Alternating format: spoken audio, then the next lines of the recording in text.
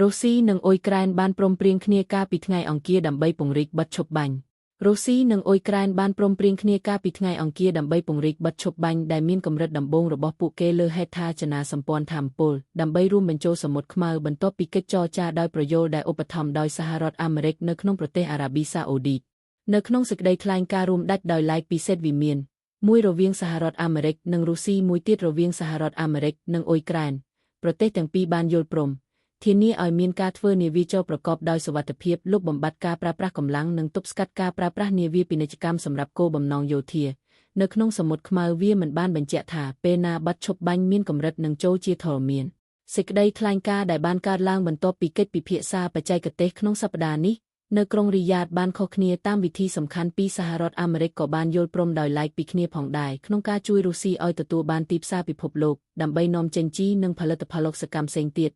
ហើយបានរំលឹកឡើងវិញនូវការបដិញ្ញាចិត្តរបស់ខ្លួនចំពោះអ៊ុយក្រែនក្នុងការជួយសម្រួលដល់ការផ្លាស់ប្តូរអ្នកទោសសង្គ្រាមអ្នកជាប់ឃុំជនស៊ីវិលនិងកុមារដែលត្រូវបានចាប់ពង្រត់សូមអរគុណ